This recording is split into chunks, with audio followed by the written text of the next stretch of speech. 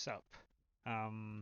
So I intend for this video to be a crash course on water logic and just water mechanics in Dwarf Fortress in general. I've been trying to make this video for several months now, and it's just this is maybe my third attempt. I made a previous video showing how to make a obsidian factory, a high efficiency obsidian factory, and I intended to release a companion video showing how to automate it using water logic, but it's been like 8 months. I've moved on from that other fortress, and anyways, this is Griefmaster. It's a generational fort that's been running since 500, so it's 54 years old. There's like one generation of children, all birthed from the starting, the 18 starting dwarves, right? So they've had children. I've doubled the population, and anyway, so the fort is getting to the point where it's getting annoying to run the obsidian factory by hand, and two, I have these tree farms, which are a little bit of a pain to water periodically. It would be nice if they could just be automated. So essentially, this is the tree layer. It goes up 1, 2. I think they're all 3 high off the ground. The layer below is untouched rocks, so that when the trees are cut, it doesn't make a hole. And water's pumped in from these sides and also drained from the same holes, right? And there's these cisterns on the side that supply the water. Anyway, so the fortress is set up. It's a stack of. Eventually there'll be 4. I think there's 3 now. So that's the first one. Here's the second one. Here's the third one. And the fourth one, I screwed up. I fucked up making it. You can see this layer is there's empty space below it. So I need to fill this with lava at some point and make this solid rock again before I can turn it into a tree farm. Anyways, this is already enough wood and herbs, right? The dwarves pick herbs from here. It's pretty useful to set these up. Anyways, so it'd be nice if all of these were just automated. Every few months they would just fill and then drain and then refill the cisterns, right, in a logical way. And this obsidian factory, right, we need it to close the drains, start filling with lava from these lava cisterns here, and then once it's full, we need that to stop, and then we need to fill it with water, cover it, and then drain the water out, right? So there's these whole processes we need to automate with water logic. And I guess the last thing is, where's my surface key? Right here, right? So there's another simple one I need to make where it just toggles these entrances, right? So this is the entrance where sieges, I have them come in and it drowns them. And this is the entrance for the trade caravans. So ideally, right, we only want one of these open at a time, and if I just flip one lever, right, I want it to toggle the gates. That's something else I want to do, and eventually, the last thing is, I guess this is a little more complicated. The trap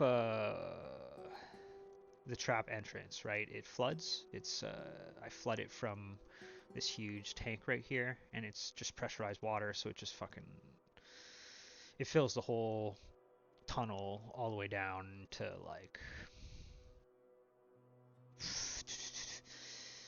all the way down. It fills the whole tunnel with water. Here it is. It fills the whole tunnel with water all the way up to here, right, where there is there's drainage here. So it dumps all the water and it starts draining, and it can't.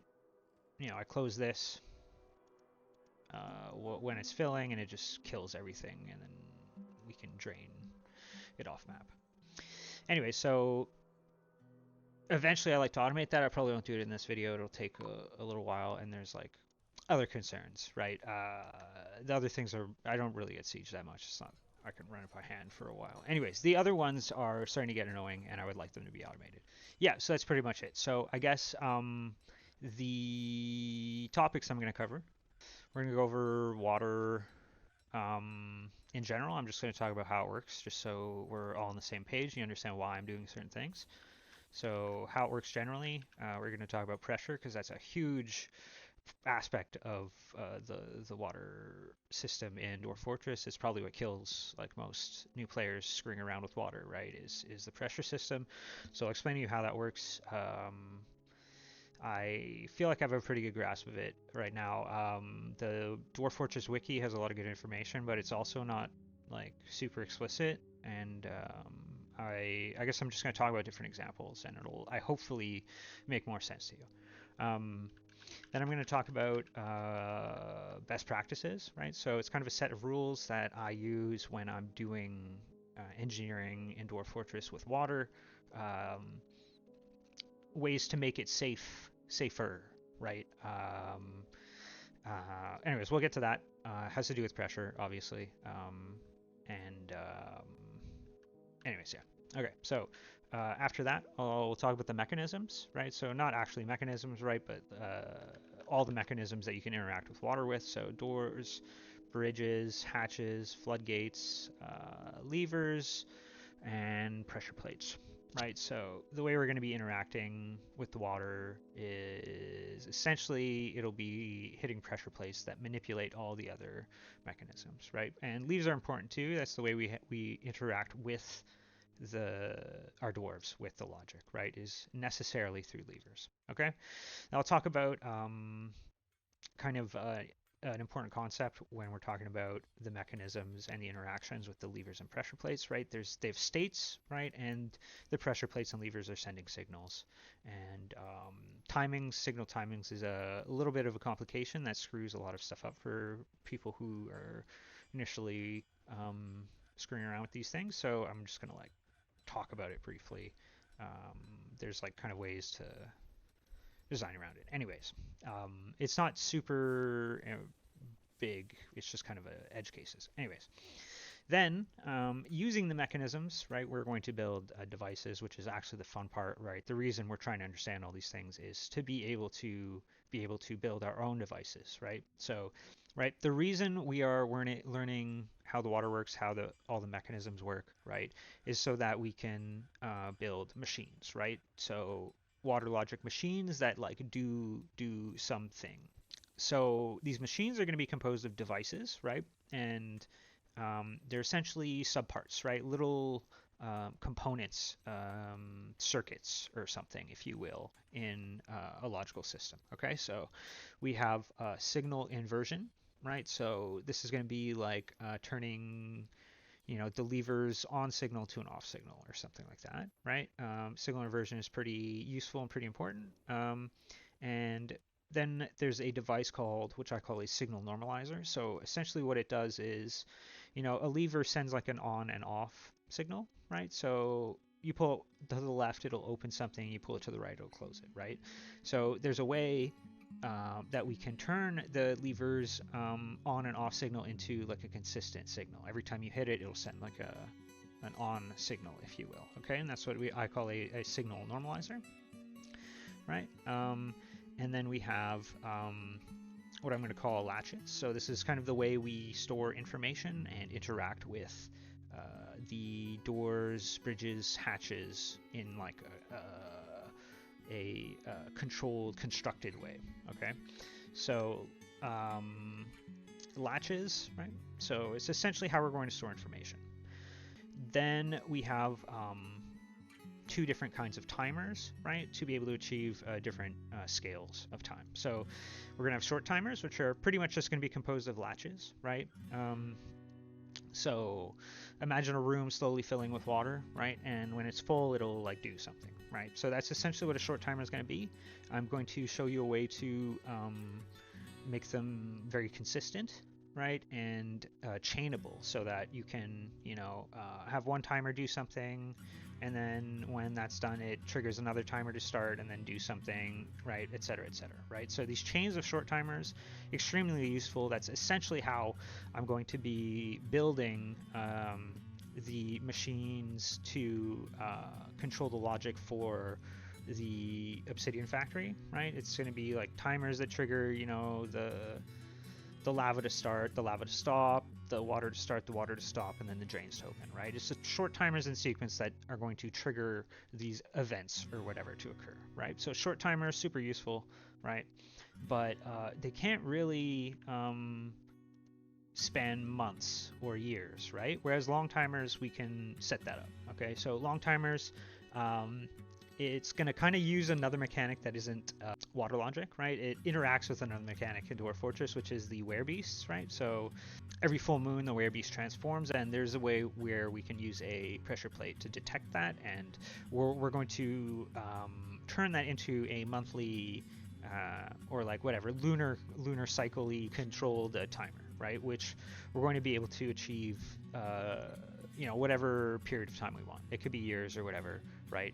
It'd be a little hard to balance for years, but it's achievable at least. Okay, so anyways, using these 5 devices, right, you can pretty much achieve most of the stuff I can think of that I would ever functionally want to do, right?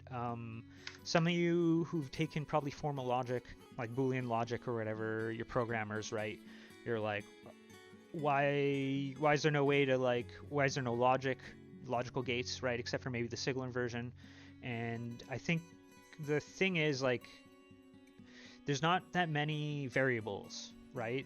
Usually all the things you really want to control, any machines you're going to want to make, right, aren't like super variable dependent. They're mostly just you want a repeated set of things to occur, or you want one thing to happen or one thing to toggle or the other, anyways, in any case, I think that's probably why I don't personally use any AND gates or whatever, OR gates in the machines I make, right? I haven't really found a use case for that.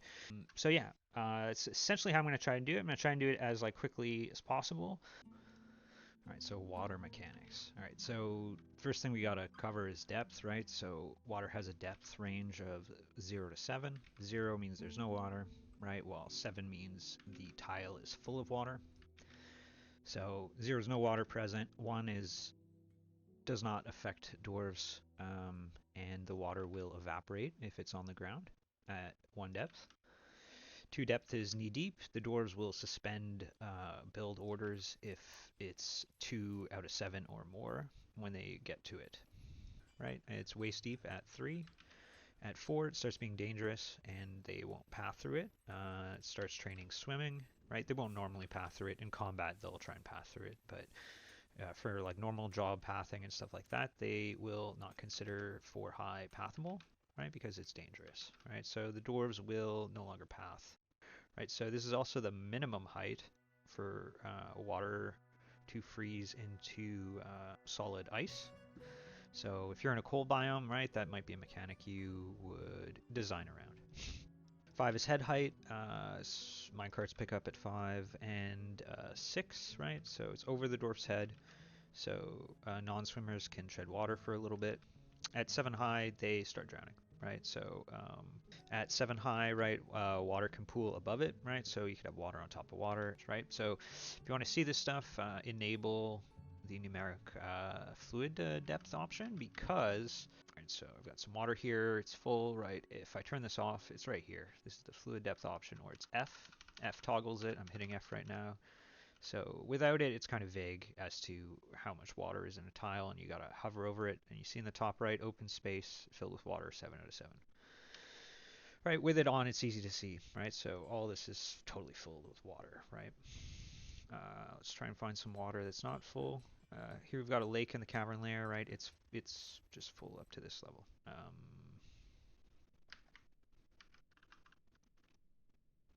Right, so here we've got water that's 5 out of 7. It's being filled.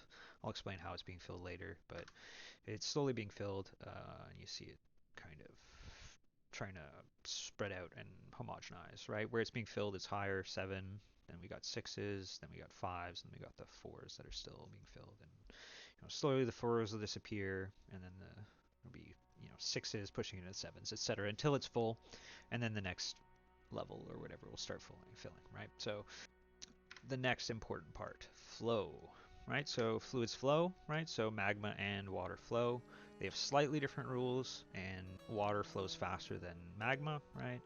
But magma doesn't quite have the same properties in terms of its pressure. Anyways, I'll cover it later, maybe. No, I won't cover magma. Okay, anyways, fluid, flow.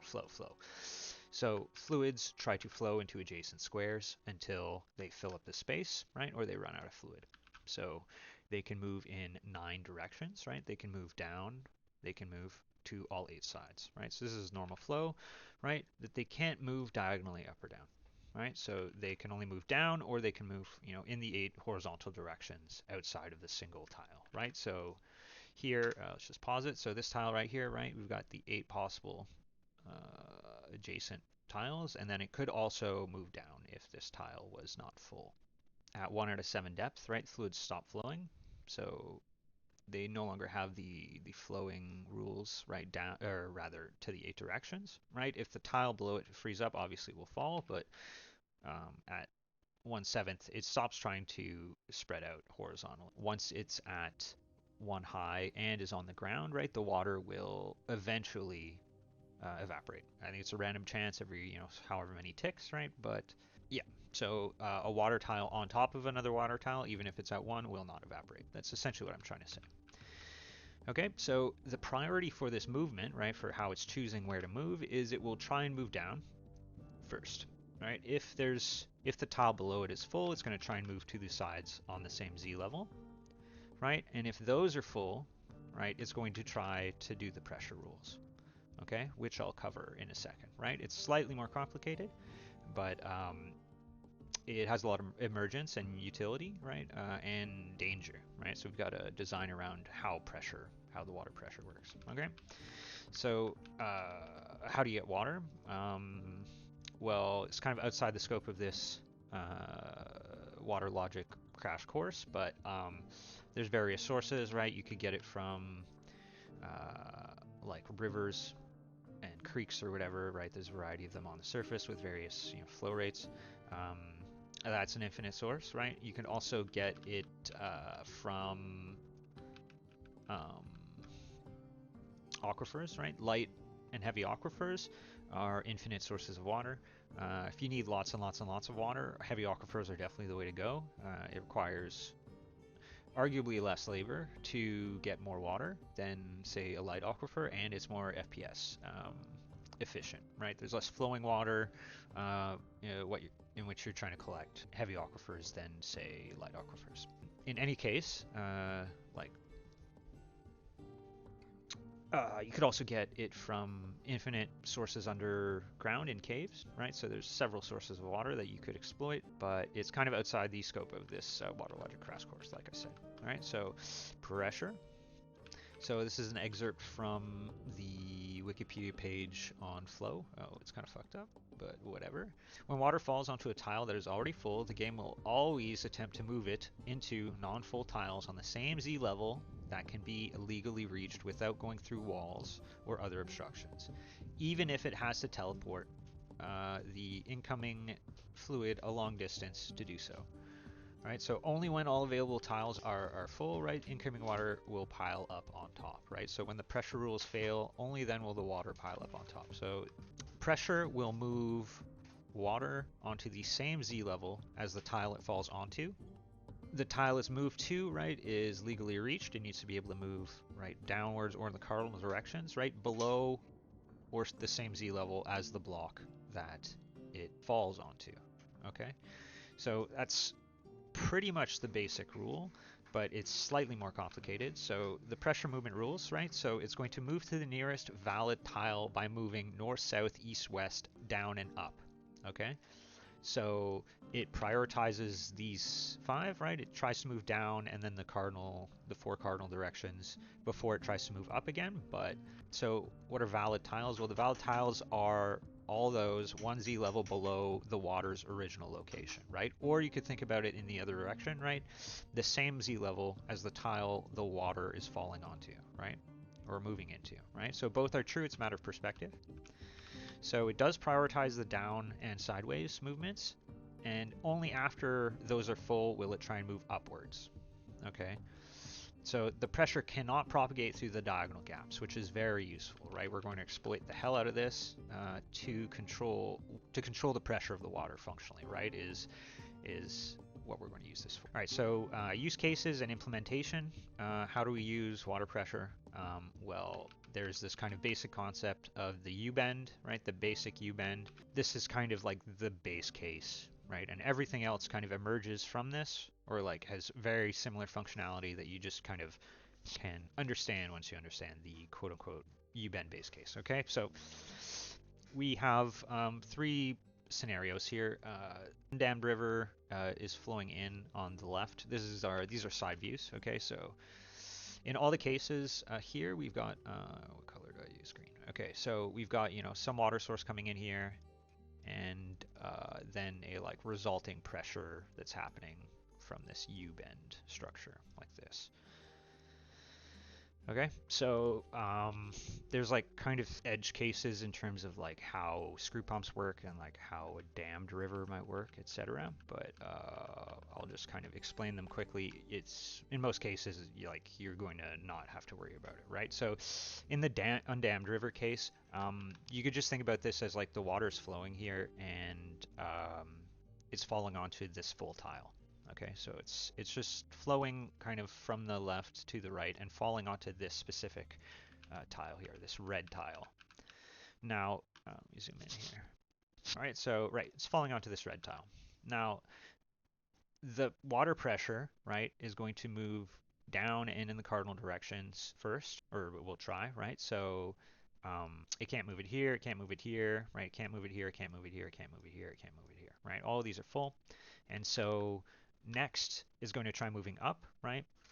This tile is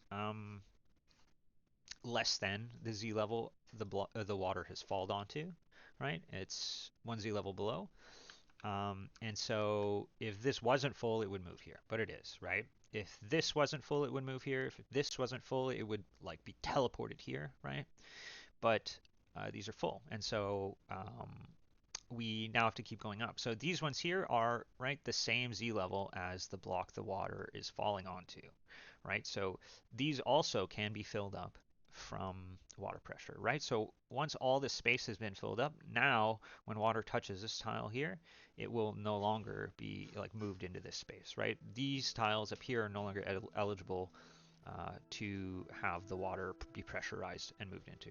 All right, so this other case here, I think this is like full with the edge of the map, right? This is like a river or something that's connected to the edge of the map. And so the water is kind of moving into this space from the edge of the map, and so can be moved here, right? So unless you're like screwing around with rivers too much, right? You shouldn't have to really worry about water pressure or worry about this like edge case. Now, similarly, we've got a pump here. This is a screw pump right here. This green thing I've highlighted, that's a screw pump, right? So what's happening is water's being moved from this tile through the screw pump into this tile, okay? So the water is being moved into this tile, okay, from the screw pump. And because of the pressure rules, screw pumps create the same pressure, right? They're moving water into a tile, right? They move it into this tile, okay? And so through the pressure rules, right, all this space is going to fill up, right? All this space is going to fill up from from bottom to top until this is full. And now it can't fill any further, right? Like it wouldn't move to a space up here, right? Is what essentially I'm trying to say, right? So in the case of water flowing, right, it's falling onto this tile, and so the max height it can get is here, right? But in the case of a screw pump, right, it's moving it into this tile, and so the max height it can get is here. This U-bend, right, is pretty useful in moving water horizontally. All right, consider this example, right? So this is a pattern I use quite a bit, right? So the idea here is that this is this tile that kind of now has this magical property that water, when it touches it from the Z level above, is immediately teleported to this tile right here. Okay, now this is faster, right? This is the fastest possible way to move water around the map, and it's also better than flowing water in terms of FPS. Okay, so if I was moving water from up here to down here, like just with like a drop or whatever, that would be more FPS intensive than using this teleportation. Okay, that's my argument here. And because of this, you want to, if you can, right, once you're comfortable with it, exploit this as like much as possible, right? Let me simplify this even more, right? So we're even going to like erase one of these Z levels here. Okay, all right, so like I was saying, so this pattern I'll use a lot, right? So what happens is this tile kind of now has this magical property, right? It itself can't move through here, right? Because this tile, right? The water is being moved onto this tile, but there are no tiles that are not full that are on the same Z level as this tile, right? And so our water is kind of stuck up here, right? It's kind of just stuck at this level, right? And never flowing out onto the other side. But as soon as water touches moves like onto the tile above, right? Through the down water movement rule, right? It's going to try and go down. Once it touches this tile, it's going to immediately be moved, right, to this tile, okay? And then it'll kind of flow out this side, all right? So it's a way for us to move water from here to here, right? Or pretty much as fast as possible, okay? Now, right, like I was saying, right, this is as fast as possible, and it's also less FPS intensive than flowing water, so it's better in all ways. So we should probably use this U-bend pattern as much as possible, right? But this is also the base case, right, for pressure, right? So this is pretty much like how pressure works. In the simplest case, and like in all other cases, this space here, like whatever it's doing, right? Imagine like a black box, right? Like we don't really care like what happens down here, as long as the space is full of water and it leads to like this open space on the same Z level, right? There's a valid path, right, that the water can take, right, to this open path on the same Z level as the tile the incoming water is touching, right? So, like this inside space here, this black box, like I'm describing, can be as complicated as you want, as long as it's a valid path to this exit, right? So the exit can be as far away as you want, right? The path can be as convoluted as you want, as long as it follows the rule of like the input tile is, or the water is falling onto, right, this input tile on the same Z level as the exit tile, then it'll just be teleported there. Okay, so extremely fast, right? I guess you can kind of think of it as like the water is touching this top part and like pushing everything like below it a little bit up, and then it's coming out the other side, right? But functionally, right, it's being teleported as soon as it touches this tile to here, super fast. If ever you see like water in your game like filling up super, like spaces filling up super fast, is because of water pressure. It's because of this, right? It's because of this process here. Okay, so all right, moving water quickly, and we can also like move it like vertically with this, right? So you can think of there's kind of this concept, right? This artificial concept, this abstraction of Z levels of pressure, right? So this is 1Z level of pressure, right? We're just like it's only trying to, it'll only fill up this level is what I'm trying to say, right? If this was closed, right, it would only fill up right like this level, right? But if we had a bigger drop here and the exit was further down, right?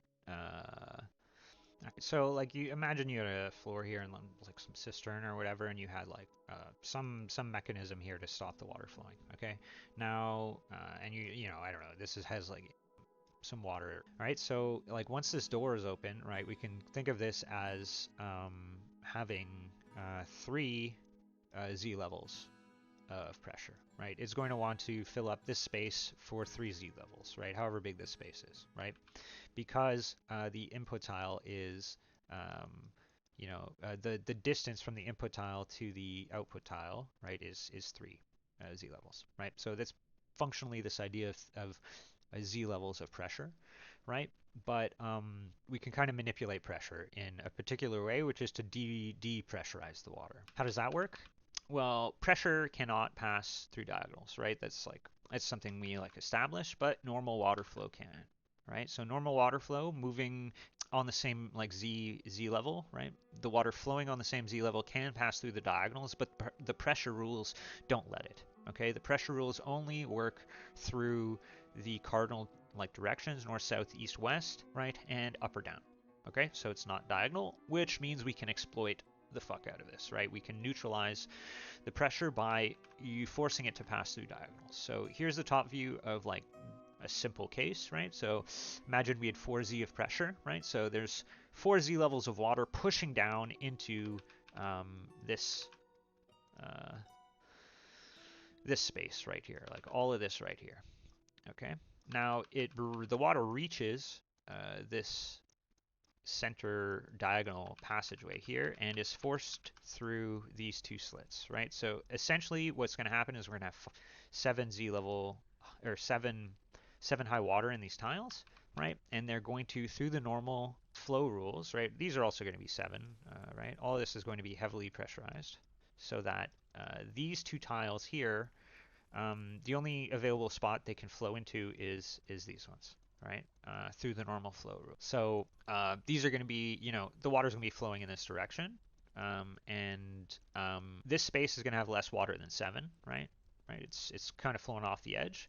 So these are whatever they are. They're going to have like 4 or 3 or whatever the high water it is, and so these 7s can give them water, right? And once they do give them water, the pressure is just going to fill these tiles up again immediately, and then like a few ticks later they'll spill some more water into here. Using diagonal openings we can change 4z pressure or whatever, however high the pressure is, into 1z pressure. Okay, notice, right, this is the side view of what we just did. So here's our 4z of water pressure, and RRR here is these 3 tiles like this, right? This is RRR. So these 3 tiles is kind of what is doing the depressurization. So on this side we have 4z, and on this side we have 1z. Okay, so once the water passes through this depressurizer, right, it can no longer move up like this, right? It can't spill out over because it can only fill up this horizontal space, this 1z level high space. Okay, now there's other ways to manipulate the pressure. You can read the Wikipedia page on pressure to figure out like what kind of black boxes you can put in this RRR region to kind of change this conversion, right? You can only decrease it, but you can like decrease it by certain amounts if you really wanted, right? So, there's ways to make it 4z into 2z so that it can kind of fill this space here, or even 3z, and so it would be able to go over. But read up on the Dwarf Fortress Wikipedia page on pressure, right? I personally don't really see the need to change the z levels of pressure too much, like in particular like use cases that I'm designing. So it's not super useful, but it's, if you want to know everything, go and read that, right? So at least in my use cases, I use these U-bends, this like U-bend structures like this to get rid of water, to move it off map, and I use it to transport the water around the map because I have a shitty computer is one thing, and so I want to maximize my FPS, but it's also just the fastest way to move water. So like, why wouldn't I use the best way to move water? Is functionally how I think of it. Right, so that's how we depressurize things. So let me just look at our... All right, so I taught you basically how water works, right? We can scratch... Oops. We can scratch that out, right? I told you how pressure works, right? So we can scratch that out. I guess I haven't done best practices. So how do you use pressure safely, I guess or how do you design around water or the difficulties of water, right? So I guess I'll do that now, but let's look at my fortress. All right, so first of all, at the very bottom of your fortress, you're always going to want to drain. Right, so you can drain water off map, right? This is the edge of the map. If you've got fortifications on the edge of the map, the water can flow into the fortifications and then touch the boundary and disappear, right? So that's the best way to get rid of water. Is just off map. You can also just throw it into the caverns or something like that, but that's going to cause flowing water, whereas this like destroys the water, right? So my first suggestion to you is that you should have the lowest place in your fortress be a drain, just such that if ever your fort does flood, it's not going to be filling up with water. It will be draining off map, right? That's just basic 101 OSHA water safety, okay? And this also doubles as a way to get rid of magma, right? So let's say I did flood my base with magma, right? The only way I'm getting rid of that is if I already had a drain installed, right? So this is just super basic safety stuff. Is like this is the main stairwell to my base, right? So if lava does pour through here, it's going to be a bad time, but at least I won't fill my base, right? So I don't know, this breaks or some shit happens here, it fills this area, it will drain down here, right? So um, I guess I had something like this happen in a previous fort. Um, I brilliantly decided to have a door here leading into the space like below my magma forges, right? So imagine this little block here was a door. Okay. Now, interesting thing about ghosts is that they can open doors even if they're locked. And so a ghost just opened the door and filled my fucking base with lava, right? I can't remember exactly like what was the end consequence of that. I think it was too little lava to necessarily worry about it, but it killed a dwarf or two, right, falling down the main staircase, and yeah. Anyway, so just know that ghosts can open doors, and so like it's kind of in the realm of possibility that like one of your locked doors gets opened or some shit and then floods an area, right? It's conceivable. So my suggestion, OSHA 101, water, have a drain at the bottom of your base. All right, so the next thing is, okay, so here, I guess is the water source I'm using. So this is elevation 13, like we're pretty much on the surface, right? So this base, it has a heavy aquifer. So, um, so these tiles right here are all generating water. It's all falling into this tube right here. This is also generating water. We're going down here, and this is no longer heavy aquifer, right? This is the level below it, right? But it's still damp, and this is kind of the tube that supplies the whole base of water, right? So heavy aquifer is super good. Only 2 Z levels, right? This is here. Let me just designate with the marker. These are all the tiles generating water, okay? And then these are all the tiles generating water on this level. So that's it, right? So two Z levels, 1, 2, 3, 4, 5, 6, 7, 8, 9, 10, 11, 12, 13, 14, 15, 16. So 16 tiles are creating massive amount of water. It's a bit of a pain to set this up. Yeah, it's outside the scope of this specific crash course for me to teach you to how to get water. But okay, so this feeds down into a tube that goes the whole length of the map. And this tube eventually leads to the bottom where there's a hatch cover. And this is how the water is discarded. Okay, so there's a tube that leads to the edge of the map right here. There's a pattern that I want to show you. So this right here is a U-bend, right? Everything below this hatch cover is a U-bend, right? The concept we were talking about. So when the water touches this tile from above, from this hatch cover, it's teleported from this tile, when it touches this tile, to the edge of the map. So it goes down here, down again, down this path, all the way to the edge of the map. And then it appears on this, which is the same Z level as the tile it touched, right? So this tile, right? It's touching this tile, it's falling onto it from this hatch cover above, and that will teleport it to this tile, and then it will flow off the map.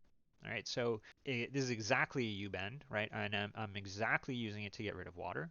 Now, what's happening below here? Well, you see the space is full of water, right? We have kind of this first Z level that's totally full, and then this other one that's totally full, right? And they're never going to flow, right? They're functionally static, and so this space is never going to drain of water, right? So if ever I needed to get down here or do anything near this, right, I would probably want to drain it, right? I can't drain it unless, I have something on the lowest Z level to drain it, right? So that's what this is.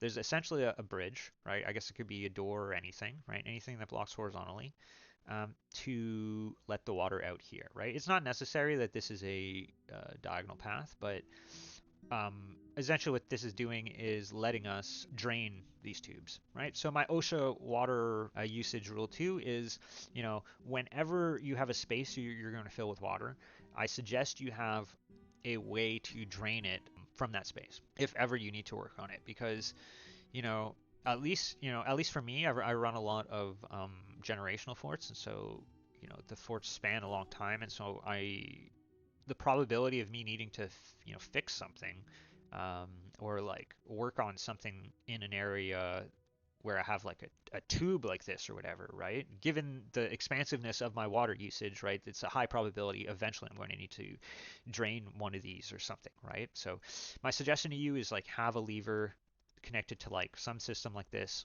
to be able to drain these U-bend tubes that are going to be permanently full, because um, there's no other easy way to drain them, right? Unless you intentionally build them with a drain, right? That's all I'm saying, right? So build drains. So this is the Obsidian factory that I built. It's not automated, right? But it does exploit the U-bend as well, right? So this space is closed off and then filled with magma, right? So it's one Z level-ish of magma. It doesn't need to be full, and then the water is pumped into the layer above it, and it just kind of fills this whole space. Then I drain the water out, and all that's left is the obsidian that was made, right? But the water is flowing into these drains on the side, right? So on this Z level, it will flow, into these stairwells that drain, or into these stairwells that drain, right? Now the Z level below, similarly, right, same thing. The water is going to be like flowing down these stairs, but then the Z level below that is totally full. Okay, so the water is going to be falling onto these tiles, right? All these tiles over here, right? And the tiles, the pathways below them are these ones right here, right? Also here, it's a kind of a separate one, but they're same concept, and they do this similar thing as the last U-bend thing where they lead off map, right? So all those stairs, all those downward stairs, right, that are filled with water, as soon as water touches these tiles, above these tiles, right, as soon as the water flows onto here and then moves from above into here, is going to be pressurized into here, right, immediately, right? I mean, I think there's some max flow rate. It's like 3 units of water per tick or something, but that's pretty damn fast, okay? Especially since it's like moving an arbitrary amount of distance in that time, right? So these drainage U-bend systems that are permanently full, right? I exploit the hell out of it, right? I don't know if it's an exploit, right? It's just how water works, right? But if you're using water, you want to be using these U-bends, right? So similarly, right? This is the path that I have that I have raids take, right? The raids will attack me down this path. I close it off, and I use pressure to fill the whole space, right? And then the water travels diagonally, so it's depressurized into these tiles, which are open, and then they fall into these tiles, right? All of these tiles, which has similarly lead off map, right? So exact same pattern, copy pasta pretty much to get rid of water, right? So that's how I suggest you move water around, how you get rid of water, get rid of it off map, and move it around using these U-bends. Okay. All right. So this is a tree farm. Trees grow here, and then like stuff like pigtails and whatever, right? So my dwarves I also use it to graze animals, right? So it's a fairly utile space, right? The fruit gatherers, right? Everybody who needs to wander just picks all the stuff here and they're satisfied, right? So how am I getting water into these spaces? Well, it's being pressurized into these tiles, which then flow and fill the space from all these like grates here, right? There's pressurized water that is going to be pushed into this Z tile here. It's currently empty, but right, pressurized water would be here and then flow out. How am I draining the water after? Well, I'm kind of just changing how the pressure is or where the water is flowing, and so that suddenly when the water touches this tile, it it hits this tile and is moved via pressure out, right? So using pressure, you can create very sophisticated systems to fill spaces with water and then drain them from the exact same location. This is kind of just like the concept exploited or extrapolated as far as I personally can take it, but it'll let you create like some really interesting things. Okay, now why am I doing it like this? Like, why don't I just have like it come from the ceiling or something? Well, um, filling the space from the ceiling is kind of like you need another like Z level above of tubing, right, to supply the water, and so it's actually more efficient. I'm like cutting out a Z level by using the same input and output pipes. Okay, so instead of having like this Z level right here below, right, all this stuff on the outside of the circle is supplying and removing the water, right, and above it I just have another copy pasted system. I don't need piping here to dump water in. So this is just more space efficient vertically. All right, so that's why I did it this way. Now, how exactly is it like providing this water? Well, we have several cisterns on the edge. They're all right. Yeah. So this is 4Z of pressure. I don't really think about it in terms of that. It doesn't really matter, right? I'm depressurizing it, so I'm turning it into 1Z like from this spot here. But essentially, the water's filled from these central gaps. So this outer ring is where the water is filling these cisterns from, and I think it's pressurized, coming and pressurized here. So this whole ring is just pressurized from above by like way more Z coming from like way above. I don't know how many Z's of pressure it is, but essentially there's pressurized water that comes in, pumped through this tube, and then the closest cistern that is least full is filled first. And so essentially these get like filled up like fairly quickly, right? And they'll all just get full from the bottom to the top.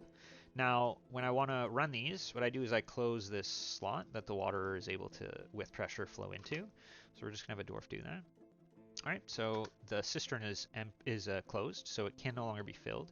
Now what we can do is we can open this other hatch cover, which leads to these input pipes. Right, so there's 4 Z's of pressure here. So the water is going to try and move like maximally 4 Z levels up from here. Right, so 3 Z levels up from here. So when it touches this tile, it's going to be pressurized at like 3 Z or whatever, right? But it can't diagonally move, right? So it'll just slowly fill. All of these will be full. All these hatches on, or all these floor grates are going to be covered in water, and they'll slowly seep water out, right? So let's watch that happen. Let me just pull this. I think we're good,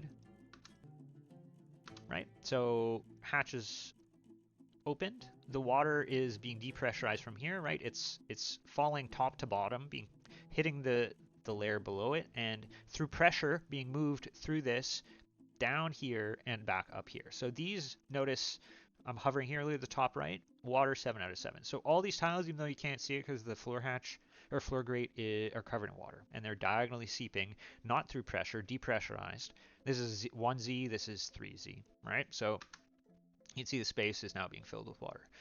Now when we want to, when all this is full, right, we can close this. All right, so no more water should be coming in, right? You can see these are now 5 out of 7, so they're being emptied. Now what I can do is I can open this hatch, and it's a little bit complicated, but the water is going to flow onto this tile, right?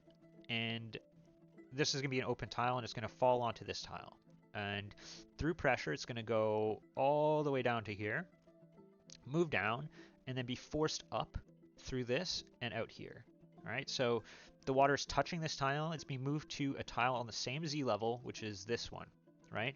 And then through normal flow rules, it's going to fall down this, which is the output pipe, or like the drain or whatever, right? This is just drains. This is a drain that runs the whole length of the map. I just throw water into it when I want to get rid of it. Okay, so this is what we got to hit next. I'm going to hit this fast, and we can watch the water slowly disappear here. So eventually this is going to be opened. There we go. Now, essentially, every time water touches here, it's going to fall onto here and then be teleported to this tile. All right, so that's pretty much what's happening right now. All right, so the interesting thing is like all my tree farms are hooked up to this like same triggers, and because of the pressure rules, it's like fairly consistent in terms of the flow rate. So I don't like, unless some of these cisterns are empty, I don't really have to worry about them being filled different amounts.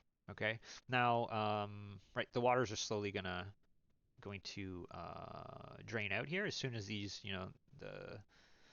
these two tiles hit any of the edges. They're going to be drained, and then I can close the drainage. I guess, like, okay, one of the reasons why I'm filling it from the bottom is it's easier to control how high the water gets.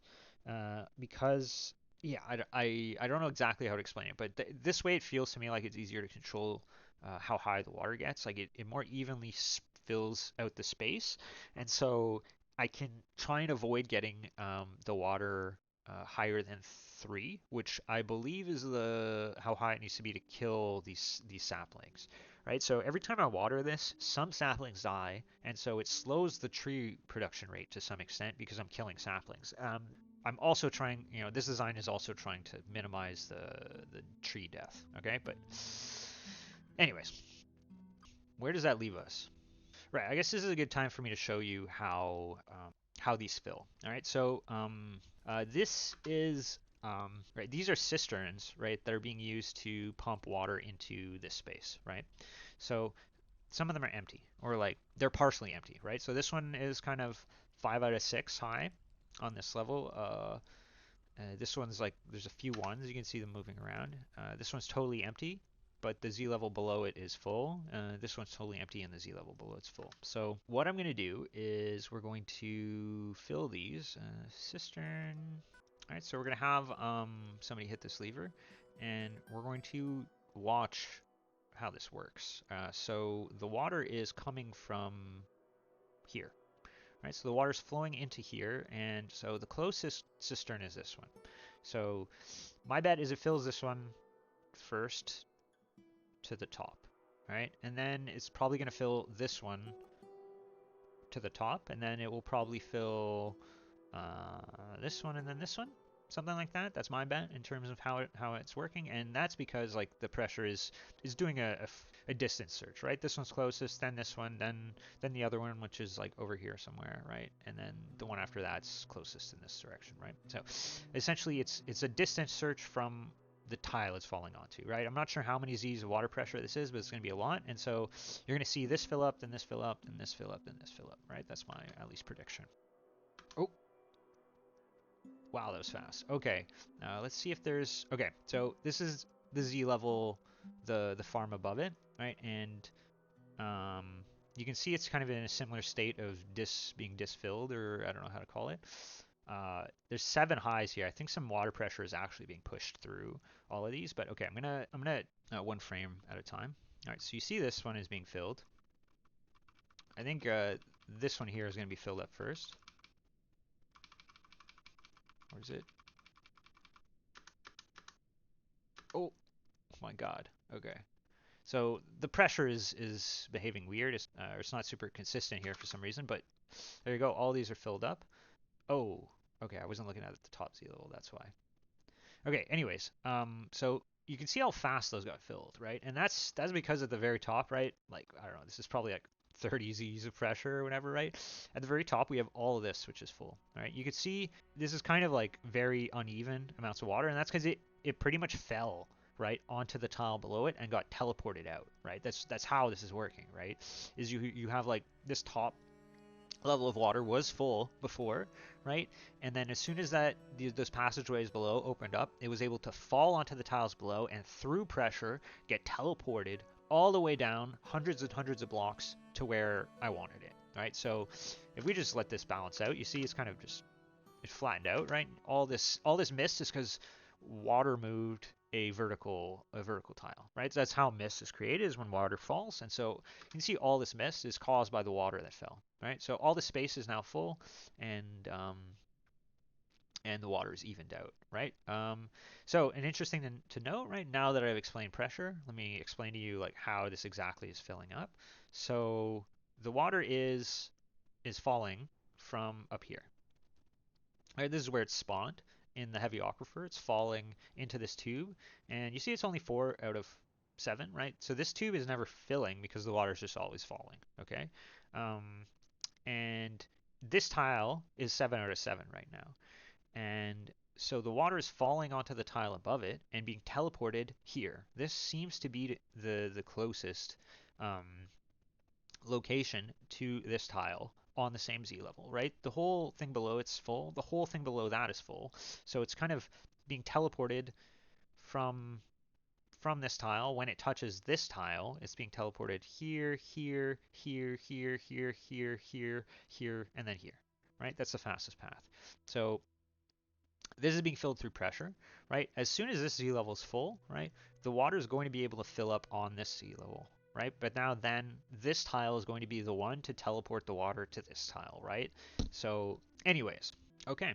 All right, so yeah, I guess that pretty much concludes how water works. I guess I'll just show you a few more examples. So this is where my dwarves get water if they need it, right? For, people in the hospital, etc. All right, so this again is the tube that all the water, so above this is just like 80 Z's of water pressure and like that huge cistern at the top, right? So this is highly pressurized, right? So there's an open tube that leads all the way to here, right? So the water is obviously going to be pressurized up here, 1 Z level, right?